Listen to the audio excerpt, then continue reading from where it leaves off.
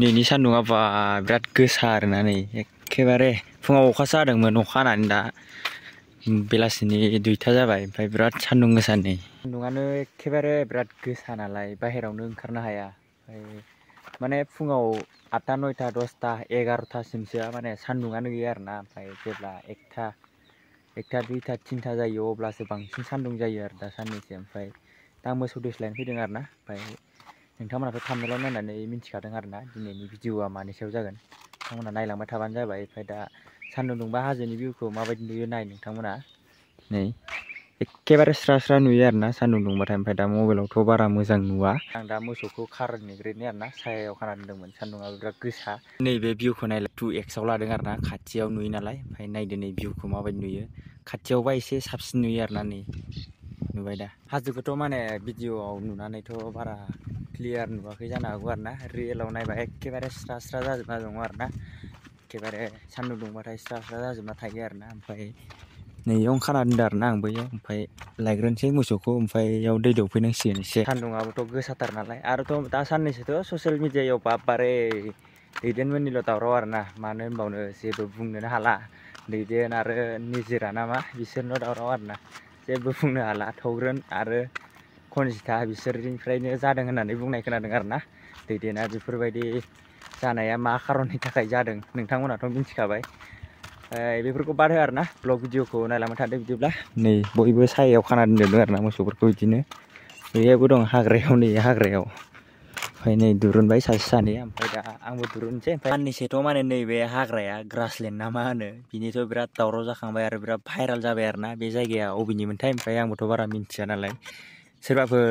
जाय बे ग्रासलेण्ड जायगानि मिन्थियोबा कमेन्ट खालामनानै खिथाहरलाय मा जायगानिमोन बियो दाथ' फाइनालि आं माने मोसौ खानाय सायायाव खानाय जायगायाव मोनफैबाय आरोना एखेबारे जायगाखौनो मोना आरोना थाब फैयाबाथाय मोसौ खानो सायाखौनो नागिरनानै मोना आरोना ओंखायनो नै बेयाव हाग्रायावनो खाना दोनबाय आरोना दा सान्दुंबो नांबाय एसे ओमफ्राय नै भिउफोराथ' एखेबारे जोमैजों आरो ओरै निला निला जानायजों बिराद बरिया नुयो आरोना ओरै हाजोनि भिउखौबो नायदो एसेबाव दै दौग्रोना लाग्रोनोसै आरोना बिसोर माब्रैल' आरोना जोंना मोसौआ नैबेनो हालुवा फिसा मानै ओमफ्राय दामब्रि मानै आरोना बेनो नैबेयावनो दै दौग्रोना लानोसै आरोना आं नैयाव ओमफ्राय नैबेयो अरुणाचलनि BSNL टावार नैयो नै बेयावनो दौग्रोना लानोसै आरोना थांद' लोङैद' नोंबो थांद' ओमफ्राय हाजोआ नै ओरैजाय खाथियावनो जायो आरोना जोंना गामियाबो हाजो खाथि आरोना गोरान जायगा माइफोराबो गायखांजोब्बाय आरोना जेने थेने अखा हानाय आरो मेचिनजों सारै सारै गायजोब्बाय आरोना बेफोरबायदिनो ओमफ्राय खाखांबाय आरोना मोसौखौ खाखांनानै दा न'आव थांबाय थानोसै न'आव खामानि दङ नालाय न'खौ मोनफैबाय आरोना न'आव मोनफैना दाथ' खामानिखौ मावनांसिगोन नालाय नै बे अमाया फिसा जाथारसिगोन आरोना ओमफ्राय बिसोरखौ नैयाव दोनोमोन ओमफ्राय बेयाव दा हा खोना होनि नै बेयाव नै बिदि जाजोब्बायना जायगाया बेनिखायनो दा नैबेयाव हा खोखांनानै ओमफ्राय सिमेन्टजों अन्थाइ होनानै एसे माबाना होनोसै आरोना प्लास्टार मारिनानै प्लास्टारथ' नंला ओरैनो माबाना होनोसै आरोना ओमफ्राय नै माथाम दं फिसाया बे मासे ओमफ्राय मासेया ओइनै ओमफ्राय बिमाया फिसा जासिगोन आरोना बारा बावला बेखायनो नैखौ हा खोग्रोना लानोसै बिनिफ्राय अन्थाइ बाला होनानै एसे माबा मारिना होनोसै आरोना इयाव हाब्रु जायि बायदि बिदिब्ला नायलांबाय थादो भिडिअखौ जोबजासिम नाय आरो स्किप खालायनाङा हाजासे सेयार खालाम आरो थाबैनो 1K साबसक्राइबार कमप्लिट खालामना होदो आरोना बेयाव मानै ओमफ्राय ओइ नैयाव मासे दं नै बिमाया दा नैबेखौ खोग्रोना दोनथ'बाय नै गाबोनसो माबानोसै आरोना इयाव लुना होनोसै सिमेन्ट अन्थाइ लगायनानै ओमफ्राय नै मासेया नै मासे नैबेयाव मानै आरोना नै बिनिनो फिसा आरोना बेबो ओमफ्राय दाबो साननैसोनि उनाव फिसा जाफिनबावसिगोन आरोना नैयो खुरना होबा मोजां मोनो आरो हाब्रुजों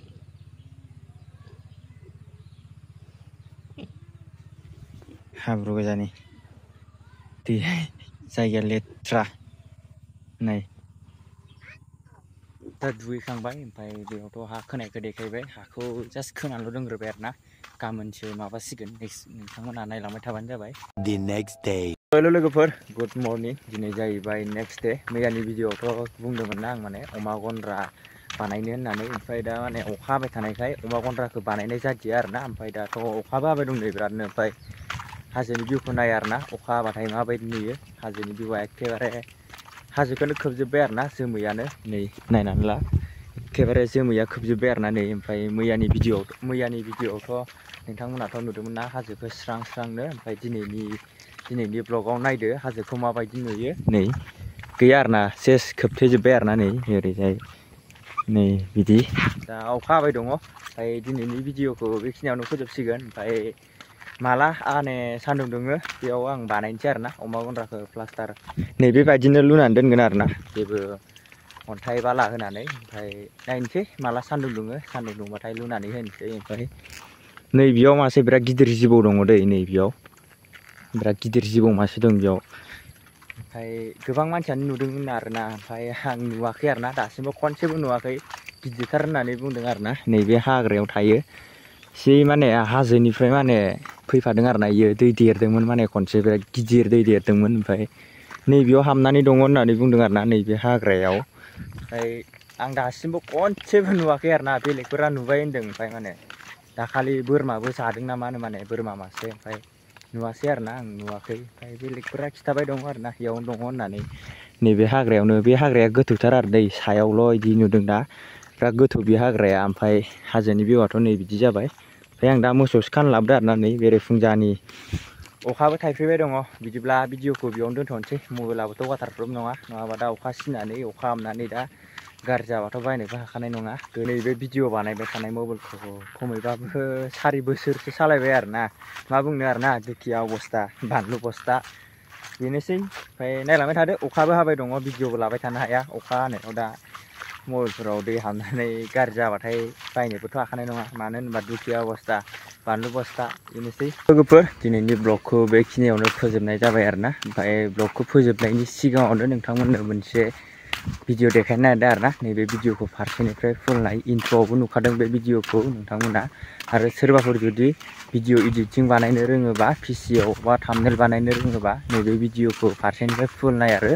कन्टेक्ट खालामबानो जाबाय आरोना ओमफ्राय फार्स्टआवनो नैबे भिडिअखौ फार्स्टआवनो नायनानै लाग्रो भइसआ मा बुंदों नोंथांमोना नायनानै लाग्रोबानो जाबाय बिदि आपको वीडियो एडिट करना आता है तो आपके लिए खुशखबरी है क्योंकि मेरे को चाहिए होता है 2 पर्सनल एडिटर अच्छा खासा सैलरी दिया जाएगा और आपको एडिट आना चाहिए पीसी में भाई हमारे एडिटर को कौन कौन सा एप्लीकेशन से एडिट करना आना चाहिए अच्छा वो वीडियो का ना हाँ video edit premiere pro DaVinci resolve and after effect ये तीनों से ही हो जाएगा चल जाएगा और हाँ फोटो थंबनेल फोटो के लिए